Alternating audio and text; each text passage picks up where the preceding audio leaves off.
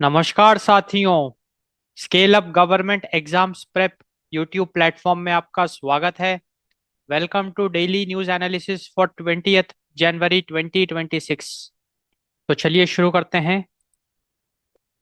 20 जनवरी 2026 की इंपॉर्टेंट खबरों को एनालाइज करते हैं। DGCA action against IndiGo airlines. तो DGCA that is the directorate general of civil aviation fined IndiGo over rupees 22 crore. तो basically the directorate general of civil aviation ने IndiGo airlines पे 22 करोड़ से ज्यादा का फाइन लगाया। अभी दिसंबर 2025 के महीने में आपने देखा Indigo crisis, Indigo airline crisis, जहाँ पे कि हजारों एयरलाइंस कैंसिल हो गई थी, जिससे कि लाखों जो यात्री है उनको बहुत ज्यादा कठिनाइयों का सामना करना पड़ा। एंड उसके तहत इंडिगो एयरलाइंस पे डीजीसीए ने 22 करोड़ से ज्यादा का फाइन लगाया है। And what are the reasons, ऐसा इतना बड़ा कदम उठाना क्यों पड़ गया? तो अगर हम रीजंस की डिस्कस करें, reasons for the fine, systematic like systemic systemic operational mismanagement and over scheduling of flights. Systemic operational mismanagement and over scheduling of flights is one of the reason for that. Other reasons include non-compliance with flight duty time limitation, that is FDTL norms. तो basically flight duty time limitation norms हाल ही में इसको implement किया गया। And IndiGo airlines was not able to comply with it. Flight duty time limitation के तहत जो वर्किंग आवर्स है ऑफ द पायलट उसको रिड्यूस करने की बात करी गई, सो दैट जो एक्सीडेंट्स होते हैं उसको रोका जाए। तो the idea is to give some more rest to the pilots. And IndiGo airlines ने इसको कंप्लाई नहीं किया, जिसकी वजह से मजबूरी में उनकी फ्लाइट्स को कैंसिल करना पड़ा। एंड ये एक तरीके का क्राइम है, इसलिए इंडिगो को इतना बड़ा फाइन चुकाना पड़ रहा है, because it was not able to comply with flight duty time limitation norms. अगर हम if we look at some more reasons for the fine on Indigo Airlines, inadequate crew availability and rest periods. Actually Indigo airlines के पास पर्याप्त pilots थे ही नहीं, तो inadequate crew availability and rest periods. And finally, weak operational control and contingency planning. तो directorate general of civil aviation ने IndiGo airlines पे 22 करोड़ से ज्यादा का फाइन लगाया। फाइन लगाने की वजह यह बताई गई, systemic operational mismanagement and over scheduling of flights, non compliance with flight duty time limitation norms, inadequate crew availability and rest periods, weak operational control and contingency planning. Actually इन वजहों की वजह से, because of these reasons, we saw the IndiGo airline crisis, जहां पे कि आपने देखा large scale flight delays and cancellations. Because of these reasons IndiGo airlines में हमको बहुत भारी मात्रा में फ्लाइट कैंसलेशन एंड डिले देखने को मिला इन दिसंबर 2025, अफेक्टिंग पैसेंजर्स नेशन वाइड। तो एक्चुअली अगर हम एयरलाइंस की बात करें, इंडिगो एयरलाइंस की, तो ये डोमेस्टिक एयरलाइंस है। तो पूरे भारत में यात्रियों को कठिनाइयों का सामना करना पड़ा। अब इंडिगो एयरलाइंस पे काफ़ी गंभीर आरोप भी लगाए गए। ये जो भी फेलियर्स हमको देखने को मिला इंडिगो एयरलाइंस में, they were deemed systemic, warranting a warning to senior management and emphasising passenger safety over commercial efficiency. तो कुल मिला के आइडिया ऐसा है कि मतलब इंडिगो एयरलाइंस पे ये आरोप लगाए गए कि इंडिगो एयरलाइंस ने कमर्शियल फायदे के लिए मतलब अपने प्रॉफिट्स के लिए उन्होंने flight duty time limitations norms का पालन नहीं किया, उसको फॉलो नहीं किया, उसको कंप्लाई नहीं किया, जिसकी वजह से ये सब हमको देखने को मिला। एंड जिसकी वजह से इंडिगो एयरलाइंस पे फाइन भी लगाया गया। एंड सीनियर मैनेजमेंट को वार्निंग भी इशू किया गया, बिकॉज यहाँ पे जो भी मिसमैनेजमेंट हुआ उसमें सीनियर मैनेजमेंट का बहुत बड़ा रोल है। अब हम रुक करते हैं अगली खबर की तरफ। NASA's Artemis 2 mega moon rocket at launch pad. तो नासा का एर्थमिस 2 मेगा मून रॉकेट वो लॉन्च पैड पहुंच गया। तो इसको थोड़ा अच्छे से एनालाइज करते हैं। सो NASA's Artemis 2 mega moon rocket carrying the Orion spacecraft has reached launch pad 39B at the Kennedy Space Center, Florida, after a 12-hour rollout. So basically, it covered a 4 mile journey from the vehicle assembly building. So NASA's Artemis 2 mega moon rocket, it was carrying Orion spacecraft. It has reached the launch pad 39B at the Kennedy Space Center, Florida, after a 12-hour rollout. तो ये 4 mile की journey from the vehicle assembly building ये cover करके finally ये launch pad 39B at the Kennedy space centre Florida में पहुंच चुका है।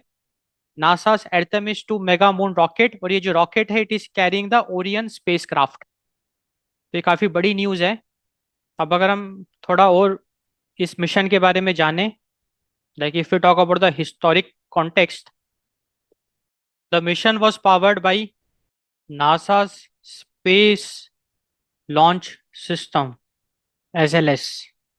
तो ये जो मिशन है it was powered by NASA space launch system. इस मिशन की ये खासियत है, it is the first crude flight marking the return of humans beyond low earth orbit in over 50 years since Apollo 17 in 1972। तो इस mission की ये खासियत है कि ये जो मिशन है इसमें एर्थमिस 2 मेगा मून रॉकेट का इस्तेमाल किया गया है। तो ये जो रॉकेट है it is one of the most powerful rocket ever built in NASA. तो ये one of the most powerful rocket है। और इसमें जो ओरियन स्पेसक्राफ्ट है उसकी खासियत ये है कि this spacecraft will carry astronauts. तो इस मिशन की यही खासियत है कि ये पहला क्रूइड मतलब कि एक ऐसा मिशन होगा जिसमें सिर्फ स्पेसक्राफ्ट में लोग रहेंगे, एस्ट्रोनॉट्स रहेंगे, एंड वो beyond the earth orbit space में जाके वापस आएंगे। तो 50 साल के बाद ऐसा मिशन फिर से हमको देखने को मिल रहा है, क्योंकि आपने देखा अपोलो 17 1972, अगर आपको याद हो तो इंसान चांद तक जाके वापस आ भी चुका है। If you remember, like NASA ने ये कारनामा करके दिखाया जहाँ पे कि एस्ट्रोनॉट्स चांद की सतह पे जाके वापस आ भी गए। तो 50 साल के बाद फिर से कुछ एक बहुत बड़ा ये मिशन होने वाला है जहाँ पे कि नासा का एक one of the most powerful rocket Artemis 2 mega moon rocket, it will be carrying the Orion spacecraft. उस ओरियन स्पेसक्राफ्ट में एस्ट्रोनॉट्स मौजूद होंगे and that will go beyond the earth orbit and एक वो स्पेस में जाएगा। अब अगर हम मिशन टाइप की बात करें, द टाइप ऑफ मिशन, तो एर्थमिस 2 इज अ क्रूड मतलब कि एस्ट्रोनॉट्स मौजूद होंगे, lunar fly around mission and not landing. तो मतलब कि ये जो मिशन होगा यहाँ पे जो one of the most powerful rocket वो चांद तक जाएगा with the Orion spacecraft which will be carrying the astronauts, and they will not be landing the moon, but they will be just fly. It's a fly around mission, it's a lunar fly around mission.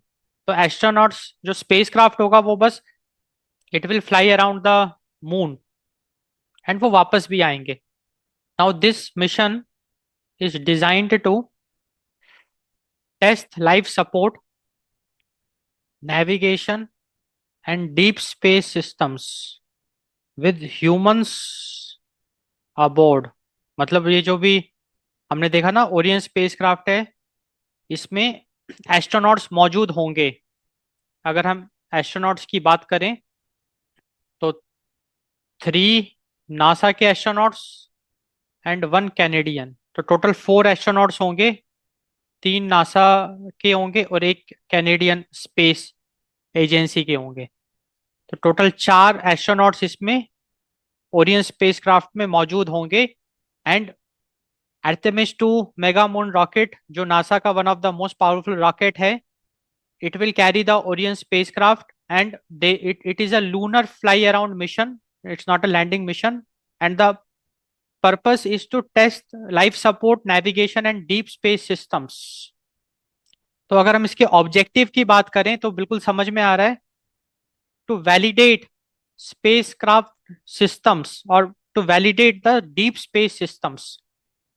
Deep space systems की एक तरीके से इसको testing के लिए भी इस mission का पर्पस यही ऑब्जेक्टिव है कि to test the deep space systems, assessing human performance on long duration lunar mission. ये एक बहुत लंबा मिशन होगा. It's a long duration lunar mission and it's a way of assessing the human performance. And this mission is also paving the way for future lunar surface landings and eventually missions to Mars. ये एक fly around mission है, but it will like अगर ये mission successful होता है तो रास्ते खुलेंगे for landing missions also, lunar landing missions. And also अगर वो भी सक्सेसफुल होता है तो जैसे इलॉन मस्क का एक ड्रीम है कि इंसानों को मार्स तक लेके जाना, वो ड्रीम पूरा हो भी सकता है फिर. क्योंकि अगर हम चंद्रमा तक इंसानों को लेके जाके वापस ला पा रहे हैं तो फिर Mars will be the next mission. अब हम बढ़ते हैं अगली खबर की तरफ. Uganda presidential election result. तो युगांडा जो कि अफ्रीका में है, वहाँ का प्रेसिडेंशियल इलेक्शन रिजल्ट आ चुका है. So Uganda president Yoweri Museveni secured a 7th consecutive term for the National Resistance Movement, that is NRM. तो बेसिकली युगांडा के जो प्रेसिडेंट है योवरी मुसेवेनी, ये फिर से इलेक्शन जीत चुके हैं. एंड लगातार 7वीं बार ये वहाँ के मतलब कि चुनाव जीत चुके हैं एंड प्रेसिडेंट बन गए हैं लगातार 7वीं बार. And he belongs to national resistance Movement political party. तो अगर हम इनके बारे में कुछ इंपॉर्टेंट फैक्ट्स देखें, Yoweri Museveni, so he is in power since 1986. तो ये एक बहुत बड़ी बात है कि 1986 से लेके अभी तक ये पावर में है. एंड मतलब लगातार 7 बार ये चुनाव जीते हैं और 7वीं बार ये प्रेसिडेंट बने हैं युगांडा के, जिसकी वजह से he also became one of Africa's longest serving leaders. तो युगांडा का जो इलेक्टोरल कमीशन है, युगांडा इलेक्टोरल कमीशन, उसने चुनाव के रिजल्ट को घोषित किया. एंड योवरी मुसेवेनी 7वीं बार लगातार वो प्रेसिडेंट बने. And he belongs to national resistance movement. इनके खिलाफ जो ऑपोजिशन था, लेड बाय रॉबर्ट कैगुलेनी, जिनको बॉबी वाइन के नाम से भी जाना जाता है. तो he was like the opposition leader. He clearly rejected the results, alleging fraud and intimidation.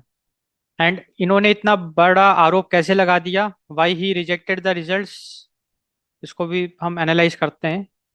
So he claimed that ये जो इलेक्शन हुआ था, it was marked by arrest, the election was marked by restrictions on campaigns, restrictions on campaigning and media.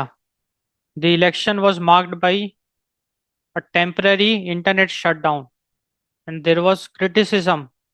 पूरे चुनाव के दौरान there was a criticism over a lack of transparency, the transparency and fairness.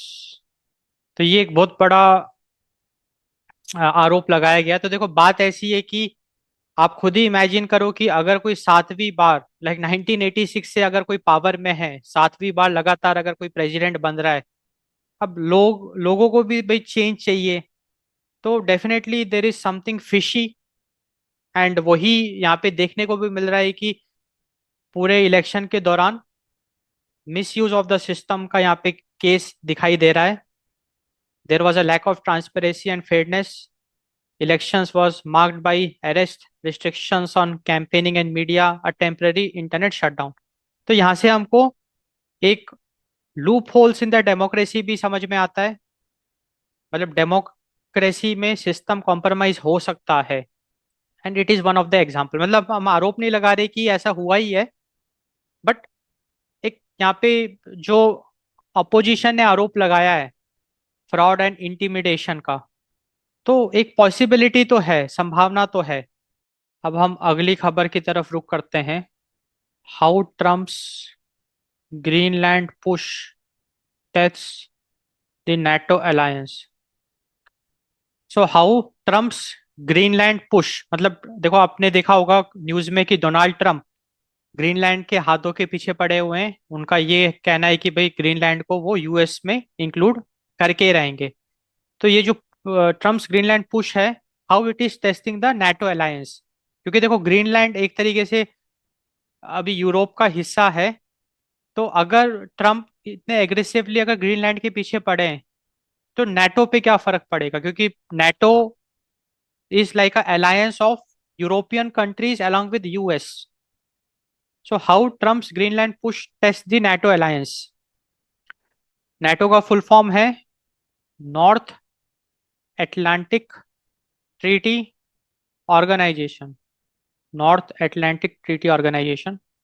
It was formed in 1949 after world war two. World war two के बाद, like in 1949, NATO was formed. What was the main reason for the formation? NATO provided collective defense, as mentioned in the Article 5, against the Soviet Union। तो NATO को बनाया गया as a tool for a collective defence against Soviet Union. Soviet Union अभी Russia है, पहले Soviet union था। अभी article 5 ये कहता है, if one country is attacked all others will help. तो बेसिकली आर्टिकल 5 का ये कहना है कि अगर किसी भी कंट्री पे अटैक होता है जो कि नाटो अलायंस का मेंबर है, मेंबर कंट्री है, तो all other countries should have to help. तो हमको नाटो के बारे में कुछ अच्छी जानकारी मिली जो आपके लिए काफी इंपॉर्टेंट है। Full form of NATO is North Atlantic Treaty Organization. NATO was formed in 1949 after world war two. It provided collective defence against Soviet Union. तो आर्टिकल 5 ये कहता है, if one country is attacked all others help. And NATO की वजह से Europe में हमको काफी पीस देखने को मिला थ्रू आउट द कोल्ड वार। क्योंकि वर्ल्ड वार टू के बाद जब तक सोवियत यूनियन का ब्रेकडाउन नहीं हुआ 1990s में, तब तक कोल्ड वार हमको देखने को मिला। तो कोल्ड वार में यूरोप में पीस था, लाइक वर्ल्ड वॉर थ्री हमको देखने को नहीं मिला। तो one of the prime reason for that is NATO. NATO was able to establish peace in Europe. Because of NATO we saw peace in Europe throughout the cold war. अगर हम post cold war की बात करें, post cold war that is 1991, post cold war also nato persisted मतलब NATO का अस्तित्व रहा, क्योंकि देखो नाटो बनाया गया सोवियत यूनियन के अगेंस्ट डिफेंस के लिए।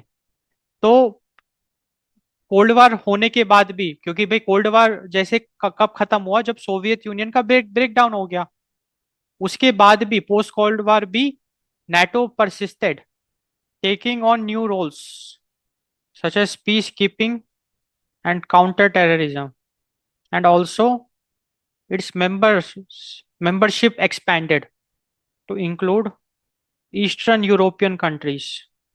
तो नाटो में काफी सारी ईस्टर्न यूरोपियन कंट्रीज भी हिस्सा बन गई नाटो का। एंड यूक्रेन को भी नाटो का हिस्सा बनाने की बात चली, एंड वहीं से रशिया यूक्रेन वार भी हमको देखने को मिला। Russia don't it does not want कि यूक्रेन को हिस्सा बनाया जाए नाटो का। तो ये तो हमने नाटो का डिस्कशन किया। अब हम डिस्कशन करेंगे ग्रीनलैंड का, क्योंकि आप हाल ही में न्यूज में देख रहे हैं ना कि डोनाल्ड ट्रंप हाथ धो के ग्रीनलैंड के पीछे पड़ा हुआ है। The president of United states, why he is interested in Greenland. तो अगर हम ग्रीनलैंड की बात करें, it is not an independent country. Greenland is not an independent country. ये बहुत बड़ी बात है। ग्रीनलैंड इंडिपेंडेंट कंट्री नहीं है। It is a self governing part of the kingdom of Denmark, which handles its defence and foreign affairs. तो Greenland की बात करें, it is not an independent country, rather it's a self governing part of kingdom of Denmark. तो ये kingdom of Denmark का एक हिस्सा है। And kingdom of Denmark handles the defence and foreign affairs of Greenland. तो ये बहुत important बात आपको पता चली कि the defence and the foreign affairs of the Greenland is handled by the kingdom of Denmark. अगर मैं ग्रीनलैंड की बात करूं, it has self rule and right to decide its own future under international laws. तो basically Greenland apart from defence and foreign affairs, बाकी सारा जो matter है वो ग्रीनलैंड खुद डिसाइड करता है। It has self rule and right to decide its own future under international law. तो इंटरनेशनल लॉ के तहत ग्रीनलैंड को फोर्स से हथियाया नहीं जा सकता। International law forbids taking territory by force. That is the United Nations Charter. तो United nation charter international law के हिसाब से ग्रीनलैंड को बाई फोर्स हथियाया नहीं जा सकता। If somebody wants to acquire Greenland, it has to be through a voluntary agreement or treaty respecting the Greenland's right to decide their future. तो यहाँ पे कुल मिला के बात ऐसी है कि डोनाल्ड ट्रंप चाह के भी ग्रीनलैंड को विद पावर हथिया नहीं सकते। If United States wants to acquire Greenland, then it has to be through a voluntary treaty or agreement, जहां पे कि ग्रीनलैंड शुड विलिंग। तो that is like very important. अब हम अगली खबर की तरफ रुक करते हैं। Reserve Bank of India propose linking BRICS digital currencies to cut reliance on US dollar. तो RBI, that is the Reserve Bank of India, proposes linking BRICS digital currencies. तो इसका मतलब क्या है समझते हैं। देखो बात ऐसी, अगर आप ब्रिक्स की बात करते हैं तो ब्रिक्स एक समूह है। It consist of, full form है ना ब्रिक्स, तो ब्राजील, रशिया। ब्रिक्स में we have Brazil, Russia, India, China and South Africa. That is the full form of BRICS. तो ये सारी countries, they are the member of the BRICS. तो Reserve Bank of India ने ये propose किया कि BRICS countries की जो डिजिटल करेंसीज है उनको आपस में लिंक करना है। एंड वाई सो, उससे क्या फायदा मिलेगा? To simplify and lower the cost of trade and tourism payments among the BRICS countries. तो मतलब देखो ब्रिक्स कंट्रीज के बीच में ट्रेड एंड टूरिज्म पेमेंट्स का जो भी कॉस्ट है उसको सिंप्लीफाई करना, उसको रेड्यूस करना। And the main objective is to reduce reliance on the US dollar. US dollar पे डिपेंडेंसी को एकदम मिनिमाइज कर देना, that is the main objective. तो रिजर्व बैंक ऑफ इंडिया ने एक बहुत बड़ा कदम उठाया जहाँ पे कि it propose linking the digital currencies of the BRICS countries. The main reason is to simplify and lower the cost of trade and tourism payments and to reduce reliance on the US dollar. अब 2026 का जो BRICS summit है वो भारत में होगा, and उस summit के दौरान रिजर्व बैंक ऑफ इंडिया अपना ये प्रपोजल पेश करेगा एंड इस पे काफी डिटेल में चर्चा होगी एंड इसको आगे बढ़ाया जाएगा। अगर ये एक्सेप्ट हो जाता है तो it would be the first formal step. So if accepted, it would be the first formal step to link their central bank digital currencies, that is CBDCs. तो अगर ये प्रपोजल एक्सेप्ट हो जाता है then it would be the first formal step to link their central bank digital currencies. अब हम अगली खबर की तरफ रुख करते हैं। In Supreme Court split verdict on corruption law, judges disagree on shielding honest officers versus unmasking the corrupt। तो खबर ये है कि the supreme Court of India it issued a split verdict on corruption law.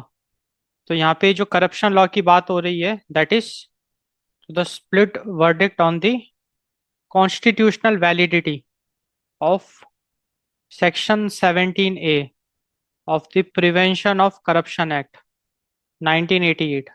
तो basically Supreme Court of India ने constitutional validity of section 17A of the Prevention of Corruption Act 1988 पे अपना फैसला सुनाया। And what is this section 17A of the Prevention of Corruption Act? It talks about, it like mandates prior government approval for investigating public servants for corruptions related to official acts। तो देखो ये बहुत important section 17A is very important. तो section 17A के तहत अगर किसी भी पब्लिक सर्वेंट, किसी भी ब्यूरोक्रेट पे अगर इन्वेस्टिगेशन करना है for corruptions related to official acts then a government approval is needed, it is mandatory to have a government approval। इसका मतलब मान के चलिए कि किसी ब्यूरोक्रेट पे, किसी पब्लिक सर्वेंट पे शक है कि he is involve in corruption. अब अगर तहकीकात करनी है तो सरकार से परमिशन लेना कंपलसरी है। अगर सरकार परमिशन देगी तभी वो इन्वेस्टिगेशन करी जा सकेगी। So that is the section 17A of the Prevention of Corruption Act 1988। ये जो भी एक्ट है like section 17A, it was introduced in 2018। 2018 में इस सेक्शन 17A को इंट्रोड्यूस किया गया टू प्रिवेंट पॉलिसी पैरालिसिस। ये बहुत इंपॉर्टेंट है। इसका मतलब देखो बात ऐसी है ना, जो पब्लिक सर्वेंट्स हैं they are mainly involve in framing the public policies. अब देखो होता ऐसा है कि उनके ऊपर किसी नेता का दबाव पड़ सकता है या किसी भी अधिकारी का, मतलब किसी हायर अथॉरिटी का दबाव पड़ सकता है। They can be blackmailed also कि हम आपको करप्शन के आरोप में फंसा देंगे या ये कर देंगे। So the main idea is to encourage officers. So the main idea, अगर हम पॉलिसी पैरालिसिस की बात करें, to encourage officers to make bold decisions without fear of constant investigation. क्योंकि अब देखो उन पे डायरेक्टली इन्वेस्टिगेशन तो करी नहीं जा सकेगी, वो तो भाई सरकार के अप्रूवल से ही इन्वेस्टिगेशन करी जा सकेगी। तो the main reason to introduce section 17A which was introduced in 2018 was to prevent policy paralysis, to encourage officers to make bold decisions without fear of constant investigation। तो अगर हम कॉन्स्टिट्यूशनल वैलिडिटी की बात करें तो सुप्रीम कोर्ट का ये फैसला था। Justice KV Vishwanath, he upheld Section 17A but proposed modifying it to require an independent body to screen complaints before the approval process. देखो बात ऐसी है कि जस्टिस केवी विश्वनाथ ने सेक्शन 17A को अपहेल्ड किया, मतलब उन्होंने इसका साथ दिया। उनके हिसाब से ये जो भी गवर्नमेंट अप्रूवल लेना कंपलसरी है, that is a right move. But उनका ये भी कहना है, he wanted a slight modification, and that modification is he wants an independent body. He wants an independent body like Lokpal or Lokayukt to screen the complaints. So जैसे ही किसी bureaucrat, किसी public servant के खिलाफ corruption का आरोप लगता है, कोई कंप्लेंट आती है, तो first it should be processed, it should be screened by Lokpal और Lokayukta, which is a independent body. And in the approval process, before the approval process। अब हम अगली खबर की तरफ बढ़ते हैं। why supreme court wants government to consider a Romeo Juliet exception in POCSO Act।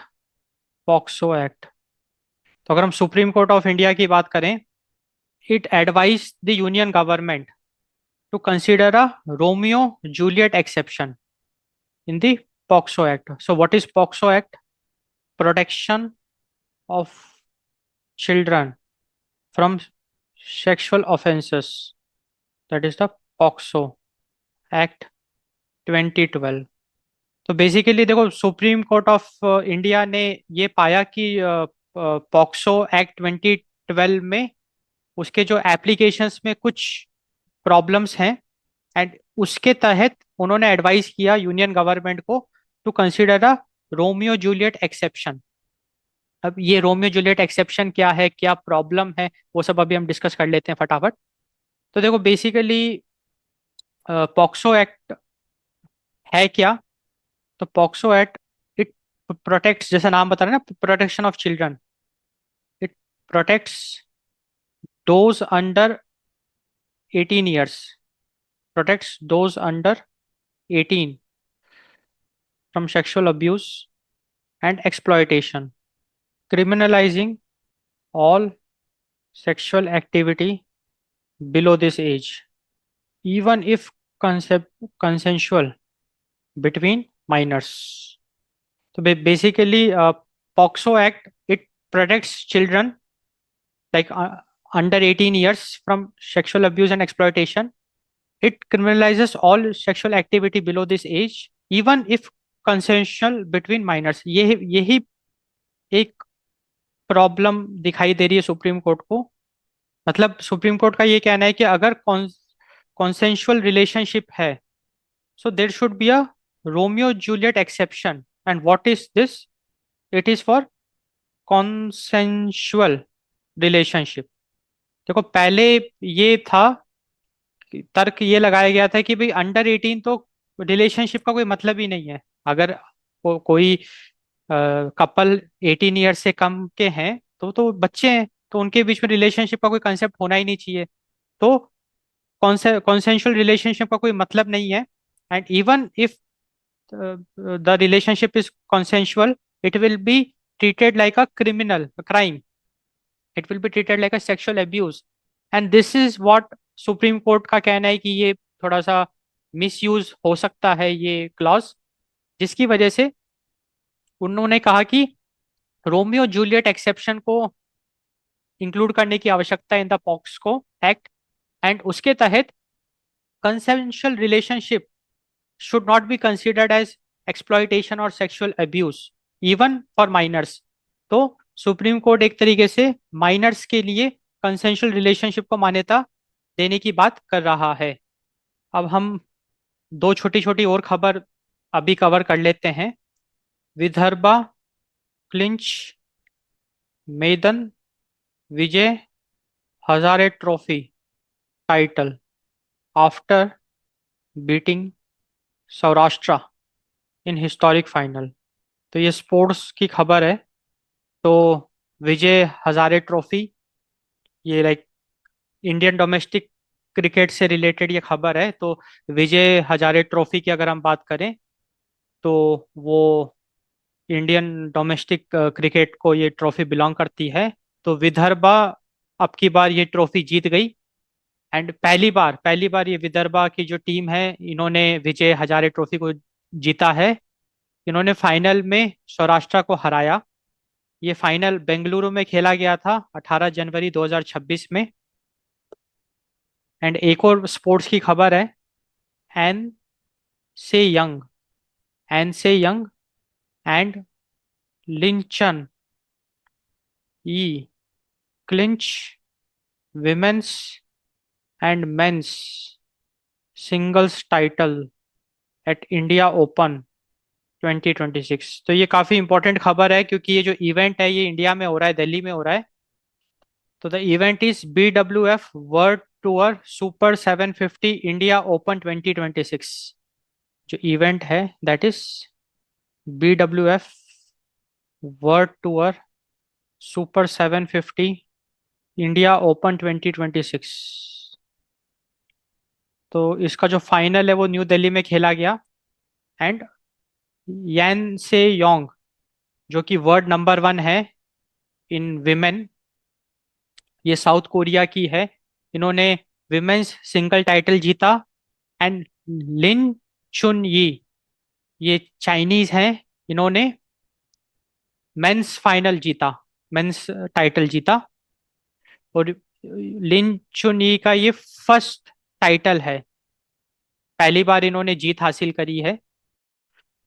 तो साथियों फाइनली हम लोगों ने 20 जनवरी 2026 की सारी महत्वपूर्ण खबरों को अच्छे से एनालाइज किया, जो कि आपकी सरकारी परीक्षा की तैयारी में काफी मददगार साबित होने वाली है। इसी तरीके से हम डेली न्यूज़ एनालिसिस करेंगे। So do subscribe to our YouTube channel for more such interesting daily news analysis. Thanks for watching, thanks for your time.